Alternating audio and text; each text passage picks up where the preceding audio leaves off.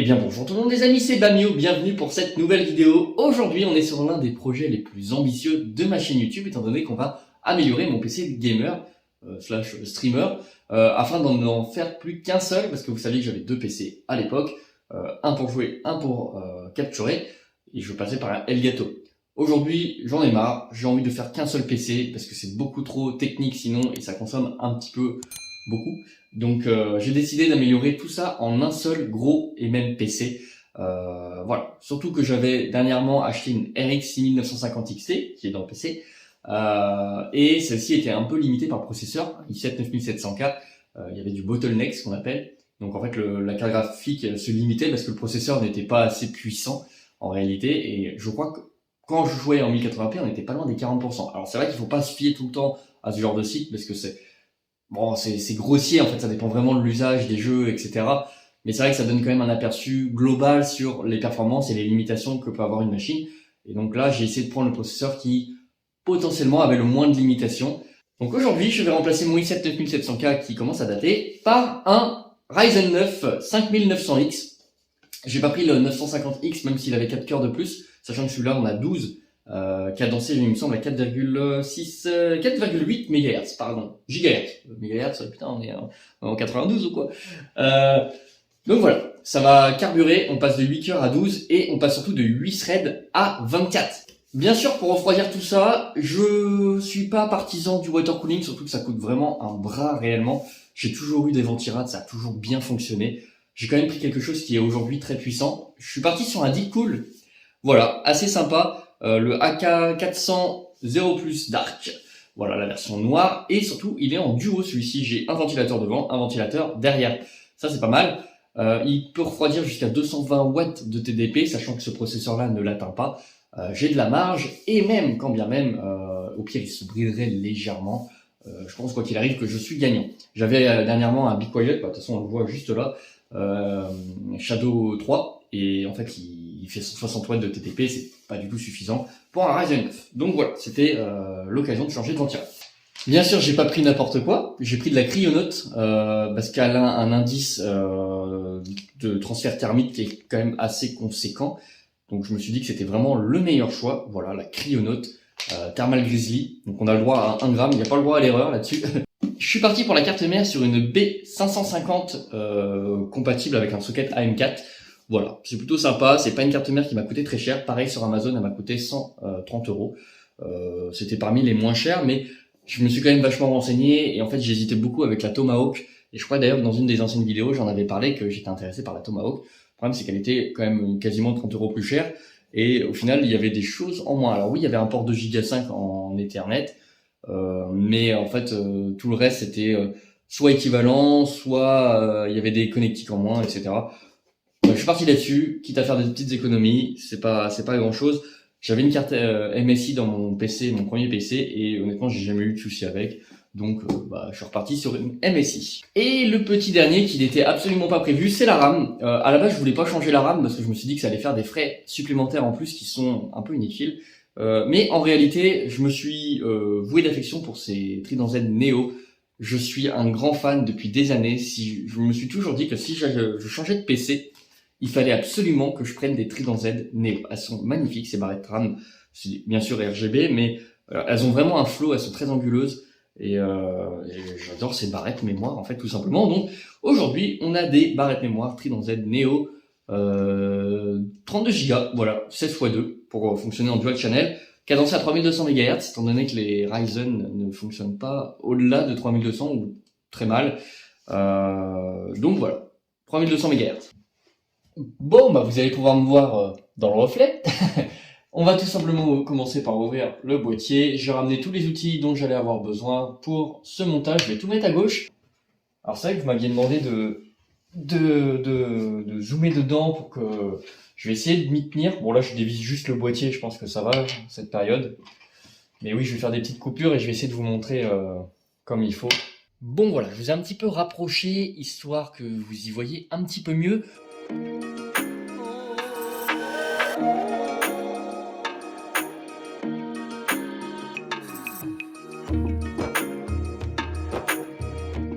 Voilà, donc Donc là c'est démonté. Je suis désolé, je peux pas baisser plus le truc, mais je peux peut-être vous mettre le boîtier comme ça, histoire que vous puissiez voir. Vous allez avoir un petit loquet juste ici, en fait. Bon, vous n'allez pas forcément bien le voir. Je peux peut-être vous zoomer rapidement, histoire que vous voyez. Voilà, il y a un petit loquet juste là. Et en fait, quand vous appuyez dessus, ça permet de débloquer la carte graphique.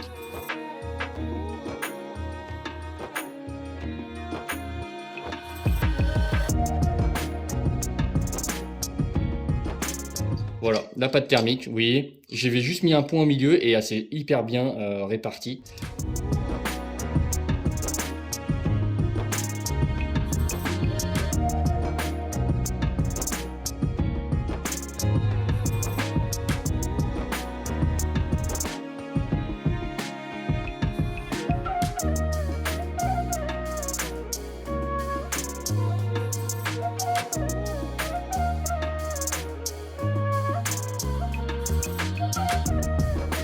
Et voilà, le boîtier est vide. Et bien, ce que je vous propose, c'est qu'on fasse déjà le pré-montage de toute la nouvelle carte mère. On assemble tout, Ryzen, Ventirad, RAM, tout en fait. Et on n'aura plus qu'à la placer dans le PC. C'est parti. Bon, bah c'est parti. On va faire ça bien. Tout a été démonté sur le PC. On va maintenant déballer la magnifique carte mère. Ça va être la première fois que je me suis pas spoil. Voilà. Je me suis pas spoil, j'ai encore rien ouvert. On va juste penser à retirer le petit scotch. Je me décharge en touchant du métal très très vite. Voilà, c'est fait. Ça c'est pour l'électricité statique.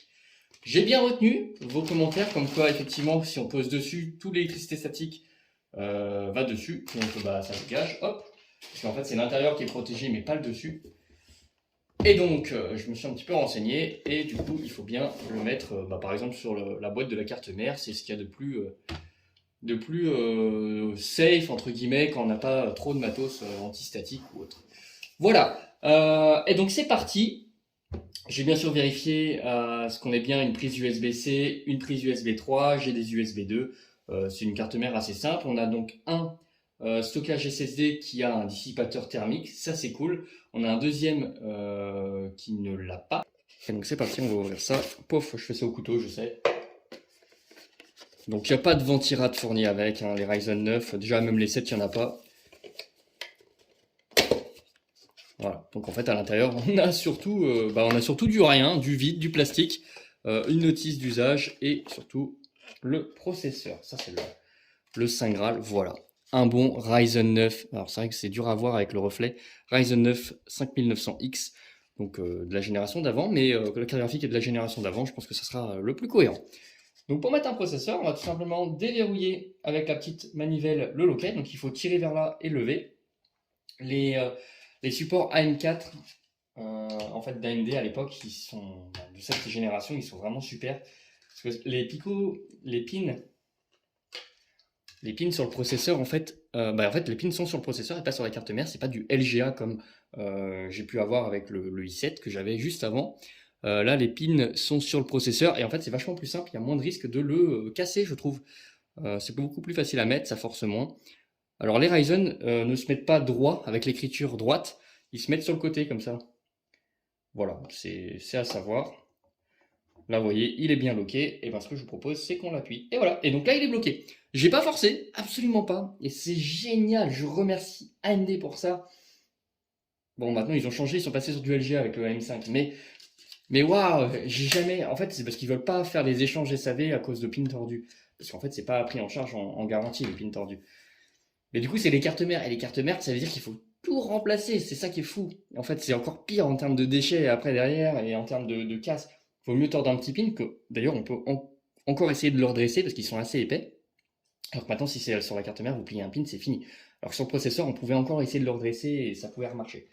Enfin voilà, c'est mon avis, c'est ma préférence. Et c'est vrai que je suis un peu dégoûté pour ça. Ouais, voilà.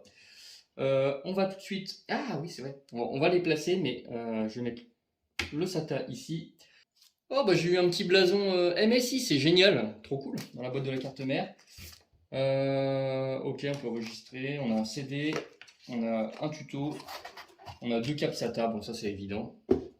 Ils en fournissent toujours 2, c'est toujours genre de carte mère. Et moi, ce qui m'intéressait, c'est mes vis de M2, que je n'avais pas d'ailleurs sur l'autre carte mère, du coup, si vous vous souvenez bien. Mais voilà. Voilà, et il n'y a plus qu'à. Voilà. Ça sert à rien de serrer comme un bourrin. Ensuite, on va retirer pour le deuxième M2. Ah bah, il va me falloir le petit aussi, tiens, je pensais pas, mais. Et ben, let's go. Donc, lui qui est compatible Gen 4, ça c'est génial, même si j'ai un Gen 3. En termes de vitesse, en réalité, des fois, la différence est très très minime, hein, pour le coup. Voilà, bien sûr, ne pas oublier de retirer le dissipateur thermique juste après. On va mettre notre SSD Samsung 980, voilà, très important. Pouf. Alors les SSD c'est génial parce que c'est toujours très très simple. Bon, mon tournevis est monté, voilà, je viens de l'apprendre, super, c'est cool. On va le loquer, on fait ça bien cette fois. Paf, voilà, ça sert à rien de forcer comme d'hab. Ensuite, on retire notre magnifique dissipateur thermique, enfin en plastique, qui protège le dissipateur. Et on met ça à l'endroit. Alors là, c'est facile parce qu'il y a le texte, mais des fois, c'est vrai que c'est pas forcément évident. Donc la petite vis vient se coller là, et l'autre, aïe. On va déjà visser celle-là. Alors, il faut faire un peu gaffe parce que des fois, une fois que ça touche le SSD, ça colle. Donc, il faut le faire vraiment de façon intelligente. Voilà, je tire pas trop de chaque côté. Et après, une fois que c'est bien calé, là, c'est le cas. Et ben je visse à fond jusqu'à ce que ça touche le SSD. Et là, c'est le cas. Donc voilà. Ce que je vais faire tout de suite, c'est que je vais ouvrir ma Cryonaut directement. Alors, j'avais déjà un peu déchiré, mais je ne l'ai pas ouvert. Alors, let's go. On va ouvrir pour la pâte thermique. Donc, normalement, on a un petit tube. Voilà. Oh, Certificate of Origin. Thermal Grizzly Product. Bon, écoutez, j'irai voir ce que c'est. Voilà, le petit tube de pâte thermique, c'est de la pâte grise, c'est assez simple, alors c'est vrai que le focus là ne se fait pas. Allô? Voilà, la petite Thermal Grizzly, incroyable. Donc on va l'utiliser. Est-ce qu'on a une petite spatule de fourni? Donc effectivement, ils nous fournissent une petite spatule, mais honnêtement, on va pas s'en servir, c'est de la pâte grise, j'en ai pas besoin. En réalité, il suffit de mettre un point au milieu, un gros point parce que c'est un Ryzen 9, mais ça devrait largement suffire. Maintenant, chose très importante, on va ouvrir le AK400. Donc bien sûr, on a tout ce qu'il faut. Il me semble qu'il va falloir utiliser les oranges pour du M4. Il va falloir mettre la plaque arrière aussi. Il va falloir remplacer celle-là. Il y en a qui utilisent les pinces ici. C'est vrai que c'est pratique quand ils l'utilisent, mais là, c'est pas le cas. Donc voilà, il y avait déjà de la pâte thermique pré-appliquée dessus. D'ailleurs, le capuchon plastique, c'est barré, c'est pas grave. Mais voilà à quoi ressemble le Ventirad. Je le trouve vraiment, vraiment magnifique. Il est balèze, on sent la qualité surtout du produit, ça fait pas cheap, c'est vraiment du bon métal. Les ventilos, du coup, il y aura double pression statique.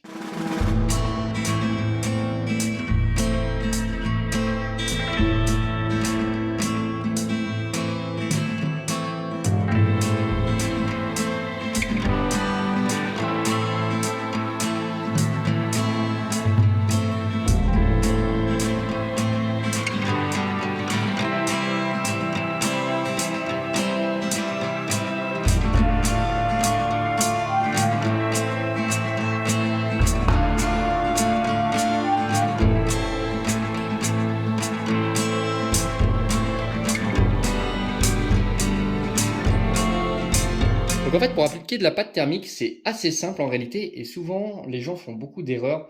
Ils ont tendance à étaler la pâte thermique qui est grise, alors qu'elle n'a pas besoin d'être étalée, elle va s'étaler toute seule quand vous allez mettre votre ventirad ou votre water cooling, votre water block.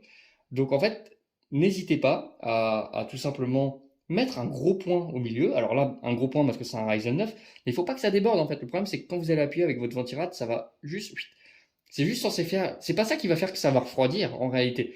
C'est juste, ça va permettre de transférer la chaleur du processeur vers le morceau de métal qui est ici, la petite plaque qui est là. Et en fait, le but, c'est juste de faire le transfert thermique.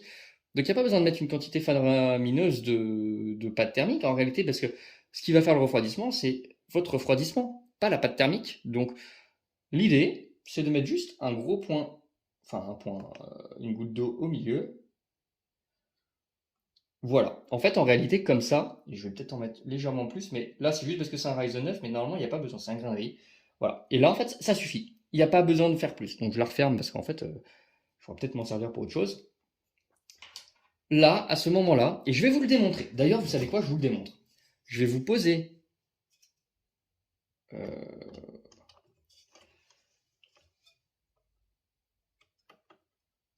Voilà. Donc là, je l'ai posé. Tellement bien que ça colle. Et voilà. Je le retire et regardez, ça fait bien un rond. Et encore, là, j'ai pas appuyé, donc ça s'est pas encore étalé totalement. Donc en fait, voilà. Comment mettre de la pâte thermique. Je vous l'ai appris en 5 secondes et je vous ai démontré surtout que ça sert à rien de mettre un pâté énorme.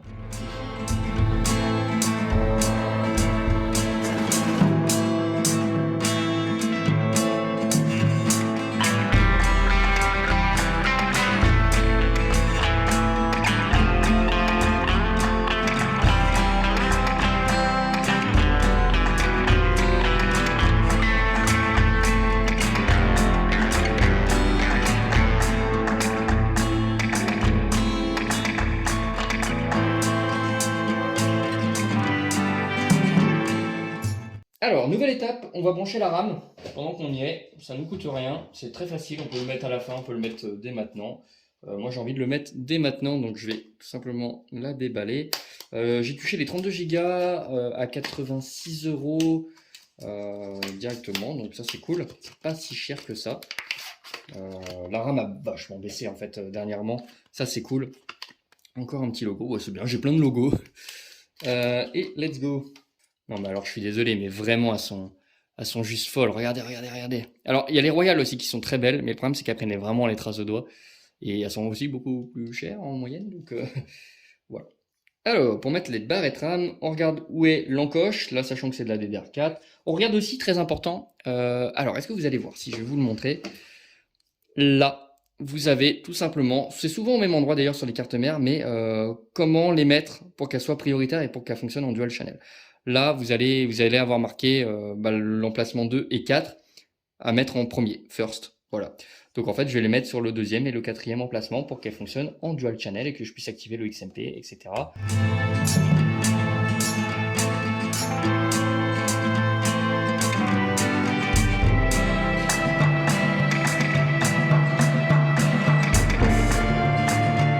Et voilà, les deux petits clips. Et donc là, notre en fait, le principal de notre montage est fait. Ce qu'il va falloir faire, c'est remettre, bien sûr, donc j'ai gardé les vis de carte mère de l'ancien boîtier, enfin de l'ancienne carte mère, en fait, parce qu'ils sont fournis avec le boîtier vos vis, donc il faut les garder. Et puis j'ai juste à le remettre dedans, directement. Allez, on s'occupe de ça. Bon, maintenant, on va s'amuser tout simplement à replacer la carte mère directement dans le boîtier. Ça va être assez compliqué parce que les câbles sont déjà placés et un peu... Voilà, donc on va essayer de se débrouiller tant bien que mal.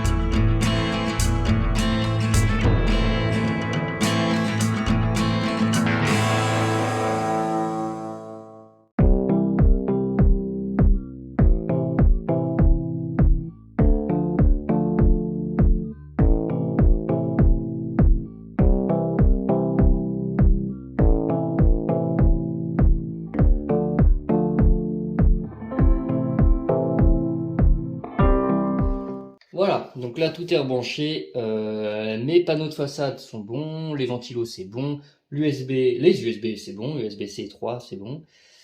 Bon après il faudra refaire un peu de câblage management, le CPU, la ligne CPU est bonne. Voilà, je m'occuperai du câblage juste après, je referai au propre. Donc là en fait a priori on est bon, je déverrouille juste pour pouvoir remettre ma carte graphique.